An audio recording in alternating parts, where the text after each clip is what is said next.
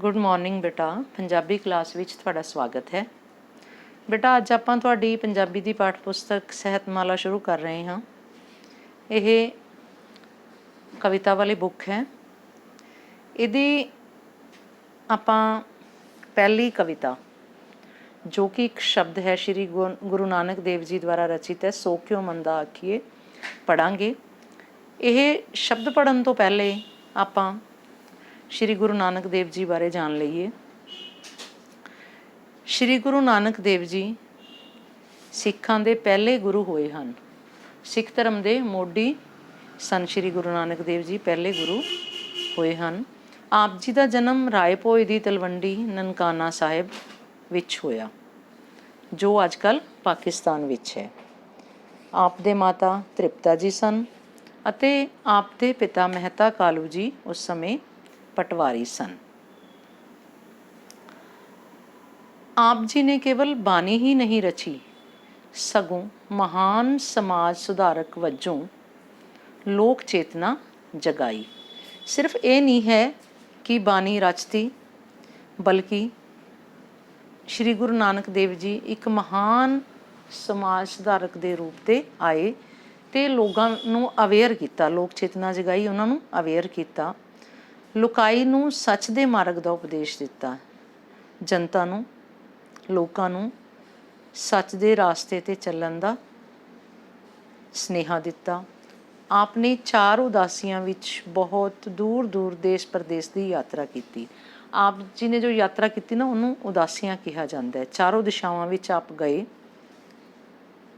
ਦੂਜੇ ਦੇਸ਼ਾਂ ਵਿੱਚ ਵੀ ਗਏ, ਦੇਸ਼ ਵਿੱਚ ਵੀ ਦੂਰ ਦੂਰ ਗਏ ਅਤੇ ਪ੍ਰਦੇਸ਼ ਮਤਲਬ ਦੂਸਰੇ ਦੇਸ਼ਾਂ ਵਿੱਚ ਵੀ ਗਏ। ਆਪ ਉਸ ਸਮੇਂ ਦੇ ਹਰ ਧਰਮ ਅਤੇ ਤੀਰਥ ਸਥਾਨ 'ਤੇ ਗਏ। ਉਸ ਸਮੇਂ ਜੋ ਵੀ ਧਾਰਮਿਕ ਤੀਰਥ ਸਥਾਨ ਸਨ ਅਤੇ ਉੱਥੋਂ ਦੇ ਪੈਰੋਕਾਰਾਂ ਨਾਲ, ਪੈਰੋਕਾਰ ਜਿਹੜੇ ਧਾਰਮਿਕ ਆਗੂ ਸਨ, ਉਸ ਧਾਰਮਿਕ ਸਥਾਨਾਂ ਦੇ, ਤੀਰਥ ਸਥਾਨਾਂ ਦੇ ਨਾਲ ਵਿਚਾਰ ਵਟਾਂਦਰਾ ਕੀਤਾ। ਵਿਚਾਰ ਵਟਾਂਦਰਾ ਕਰਨਾ ਮਤਲਬ ਉਹਨਾਂ ਨਾਲ ਗੱਲਬਾਤ ਕੀਤੀ, ਆਦਾਨ ਪ੍ਰਦਾਨ ਕੀਤਾ ਵਿਚਾਰਾਂ ਦਾ, ਗੋਸ਼ਟਾਂ ਕੀਤੀਆਂ ਉਹਨਾਂ ਨਾਲ, ਕੀ ਹੈ, ਬੈਠਕਾਂ ਕੀਤੀਆਂ,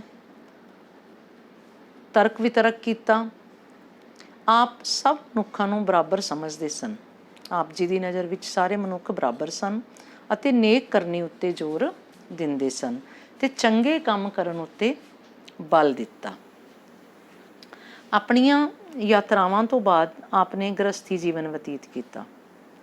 ਇਹ ਨਹੀਂ ਕਿ ਸਿਰਫ ਲੋਕਾਂ ਨੂੰ ਉਪਦੇਸ਼ ਦਿੰਦੇ ਰਹੇ, ਬਲਕਿ ਯਾਤਰਾਵਾਂ ਤੋਂ ਬਾਅਦ ਘਰ ਵਿੱਚ ਰਹੇ, ਗ੍ਰਸਥੀ ਜੀਵਨ, ਘਰੇਲੂ ਜੀਵਨ ਬਤੀਤ ਕੀਤਾ। ਇਸ ਸਮੇਂ ਆਪ ਨੇ ਕਰਤਾਰਪੁਰ ਵਿਖੇ ਖੇਤੀਬਾੜੀ ਕਰਕੇ 10 ਨੂੰਹਾਂ ਦੀ ਕਿਰਤ ਕਰਨ ਦਾ ਰਾਹ ਦੱਸਿਆ। ਇਸ ਸਮੇਂ ਆਪ ਕਰਤਾਰਪੁਰ ਵਿੱਚ ਰਹੇ ਔਰ ਖੇਤੀਬਾੜੀ ਕੀਤੀ। ਖੇਤੀਬਾੜੀ ਕਰਕੇ ਲੋਕਾਂ ਨੂੰ ਇਹ ਸੰਦੇਸ਼ ਦਿੱਤਾ ਕਿ ਹੱਥ ਨਾਲ ਕੰਮ ਕਰਨ ਦੀ ਕਿੰਨੀ ਮਹਾਨਤਾ ਹੈ।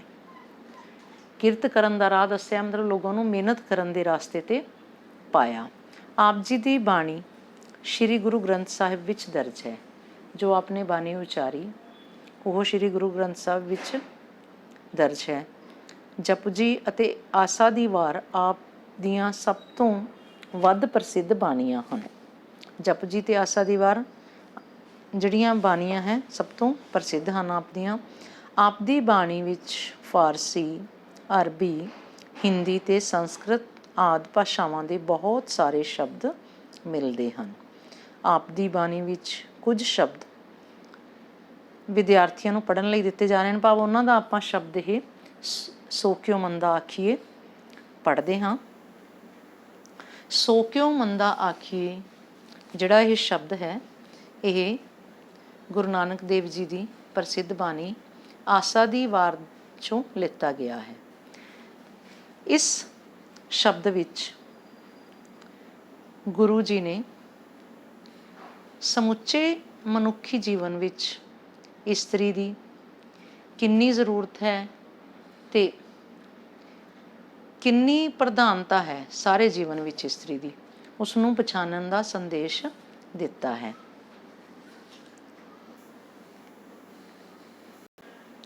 ਇਸਤਰੀ ਦੀ ਮਹਾਨਤਾ ਦੱਸਦੇ ਹੋਏ ਗੁਰੂ ਨਾਨਕ ਦੇਵ ਜੀ ਕਹਿ ਰਹੇ ਹਨ, ਸੋ ਕਿਉਂ ਮੰਦਾ ਆਖੀਏ, ਉਸ ਨੂੰ ਮਾੜਾ ਕਿਉਂ ਕਹੀਏ। ਕਿਸ ਨੂੰ? ਇਸਤਰੀ ਨੂੰ। ਇਸਤਰੀ ਦੀ ਮਹਾਨਤਾ ਦੱਸਦੇ ਹੋਏ ਗੁਰੂ ਜੀ ਨੇ ਕਿਹਾ ਕਿ ਉਹਨੂੰ ਆਪਾਂ ਮਾੜਾ ਕਿਉਂ ਕਹੀਏ, ਕਿ ਮਾੜਾ ਕਹਿਣਾ ਵੀ ਨਹੀਂ ਚਾਹੀਦਾ। ਉਹ ਇਸਤਰੀ ਜਿਹਦੇ ਨਾਲ ਇਹ ਸਾਰੀ ਦੁਨੀਆ ਚੱਲਦੀ ਹੈ, ਉਹਨੂੰ ਮਾੜਾ ਨਹੀਂ ਕਹਿਣਾ ਚਾਹੀਦਾ। ਭੰਡ ਜੰਮੀਏ, ਭੰਡ ਜੰਮੀਏ, ਭੰਡ ਨਿੰਮੀਏ, ਭੰਡ ਮੰਗਣ ਵਿਆਹ।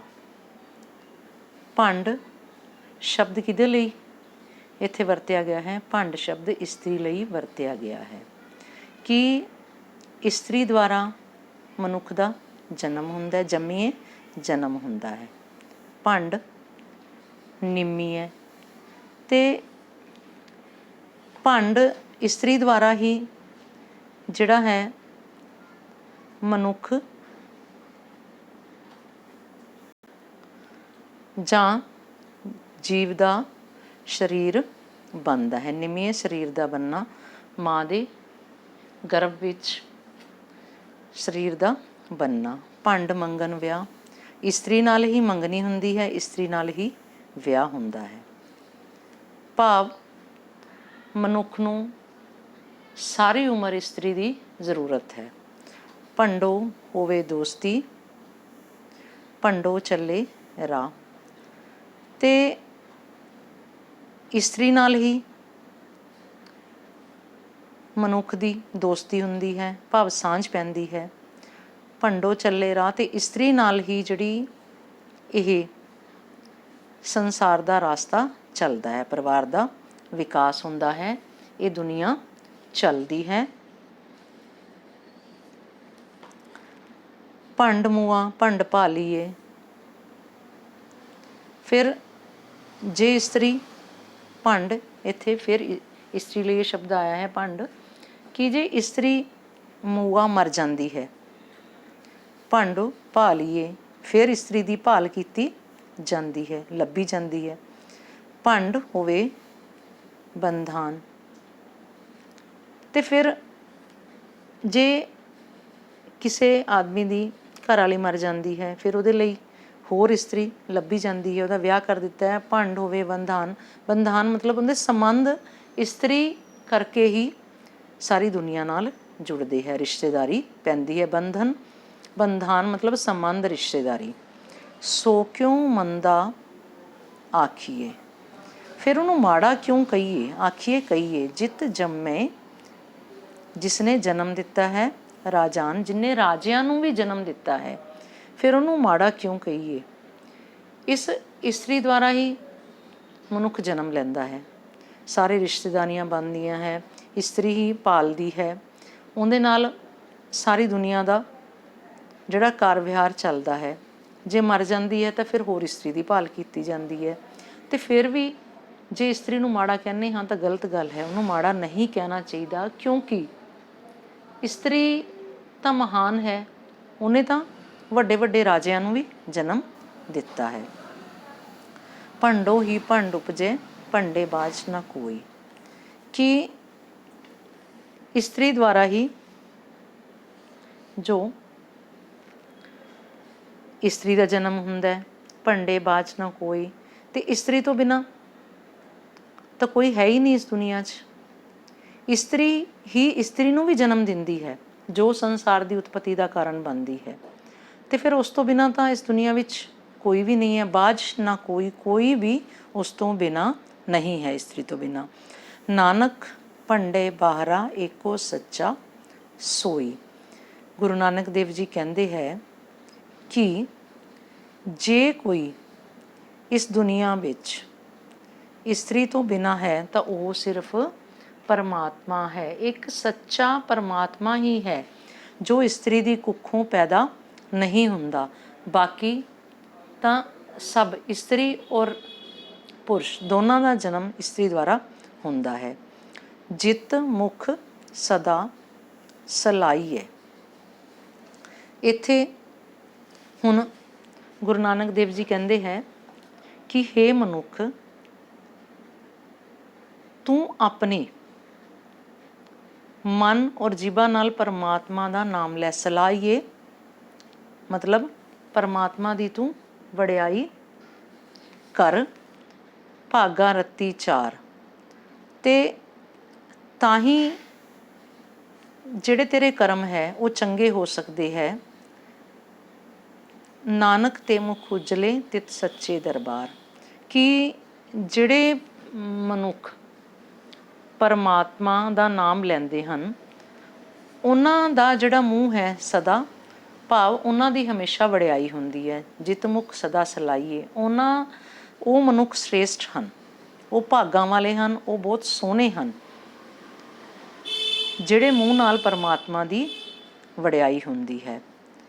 ਤੇ ਭਾਗਾਂ ਰਤੀ ਚਾਰ, ਉਹਨਾਂ ਦੇ ਕਰਮ ਵੀ ਬਹੁਤ ਸੋਹਣੇ ਤੇ ਸ੍ਰੇਸ਼ਟ ਹਨ। ਨਾਨਕ ਤੇ ਮੁਖ ਉਜਲੇ ਤਿਤ ਸੱਚੇ ਦਰਬਾਰ, ਪਰਮਾਤਮਾ ਦੇ ਦਰਬਾਰ ਵਿੱਚ ਉਹ ਉਜਲੇ ਹੁੰਦੇ ਹਨ, ਭਾਵ ਉਹ ਪਰਮਾਤਮਾ ਦੇ ਦਰਬਾਰ ਵਿੱਚ ਸੋਹਣੇ ਉਹੀ ਮਨੁੱਖ ਲੱਗਦੇ ਹਨ, ਉਜਲੇ ਸੋਹਣੇ। ਤਿਤ ਉਸਦੇ ਸੱਚੇ ਦਰਬਾਰ, ਪਰਮਾਤਮਾ ਦੇ ਦਰਬਾਰ ਵਿੱਚ ਉਹੀ ਮਨੁੱਖ ਚੰਗੇ ਲੱਗਦੇ ਹਨ ਜਿਹੜੇ ਪਰਮਾਤਮਾ ਦੀ ਵਡਿਆਈ ਕਰਦੇ ਹਨ, ਚੰਗੇ ਕਰਮ ਕਰਦੇ ਹਨ ਔਰ ਆਪਦੇ ਮੂੰਹ ਨਾਲ ਪਰਮਾਤਮਾ ਦੀ ਪ੍ਰਸ਼ੰਸਾ ਕਰਦੇ ਹਨ, ਉਹ ਚੰਗੇ ਭਾਗਾਂ ਵਾਲੇ ਹਨ। ਇਹ ਆਸਾ ਦੀ ਵਾਰ ਵਿੱਚੋਂ ਲਿਆ ਗਿਆ ਸ਼ਲੋਕ ਹੈ। ਬੇਟਾ ਤੁਹਾਨੂੰ ਇਹ ਜਿਹੜਾ ਸ਼ਬਦ ਹੈ ਸਮਝ ਆ ਗਿਆ ਹੋਏਗਾ, ਇਹਨੂੰ ਧਿਆਨ ਨਾਲ ਇੱਕ ਵਾਰ ਹੋਰ ਪੜ੍ਹ ਲੈਣਾ। ਔਰ ਬੇਟਾ ਇਹਦੇ ਨਾਲ ਸੰਬੰਧਿਤ ਇੱਕ ਹੋਰ ਐਕਟੀਵਿਟੀ ਤੁਸੀਂ ਕਰਨੀ ਹੈ, ਮੈਂ ਤੁਹਾਨੂੰ ਅਸਾਈਨਮੈਂਟ ਦੇ ਵਿੱਚ ਭੇਜੂੰਗੀ। ਇੱਕ ਕਲਰਡ ਸ਼ੀਟ ਦੇ ਉੱਤੇ ਇਸਤਰੀ ਜਾਂ ਮਾਂ ਦੀ ਮਹਾਨਤਾ 'ਤੇ ਇੱਕ ਕਵਿਤਾ ਤੁਸੀਂ ਖੁਦ ਬਣਾਉਣੀ ਹੈ, ਚਾਹੇ ਬਹੁਤ ਜ਼ਿਆਦਾ ਲੰਬੀ ਨਾ ਹੋਏ ਉਹ ਕਵਿਤਾ, 15 ਤੋਂ 20 ਲਾਈਨਾਂ ਦੀ ਹੋ ਸਕਦੀ ਹੈ। ਖੁਦ ਬਣਾਉਣੀ ਹੈ ਬੇਟਾ, ਨਕਲ ਨਹੀਂ ਕਰਨੀ, ਕਿਤੋਂ ਕਾਪੀ ਨਹੀਂ ਕਰਨੀ, ਖੁਦ ਲਿਖਣਾ ਹੈ, ਖੁਦ ਕਵਿਤਾ ਤੁਸੀਂ ਬਣਾਉਣੀ ਹੈ, ਚਾਹੇ ਛੋਟੇ ਛੋਟੇ ਉਹਦੀਆਂ ਪੰਕਤੀਆਂ ਹੋਣ। ਇਹ ਐਕਟੀਵਿਟੀ ਤੁਸੀਂ ਜ਼ਰੂਰ ਕਰਨੀ ਹੈ ਬੇਟਾ, ਮੈਂ ਇਹ ਅਸਾਈਨਮੈਂਟ ਵਿੱਚ ਪਾਊਂਗੀ। ਔਰ ਤੁਹਾਨੂੰ ਪਤਾ ਹੈ ਬੇਟਾ ਅਸੈਸਮੈਂਟ ਦੇ ਮਾਰਕਸ ਲੱਗਣੇ ਹੈ। ਇਹ ਪੋਇਮ ਵੀ ਤੁਸੀਂ ਨਾਲ ਨਾਲ ਲਿਖ ਲੈਣਾ। ਥੈਂਕ ਯੂ ਬੇਟਾ।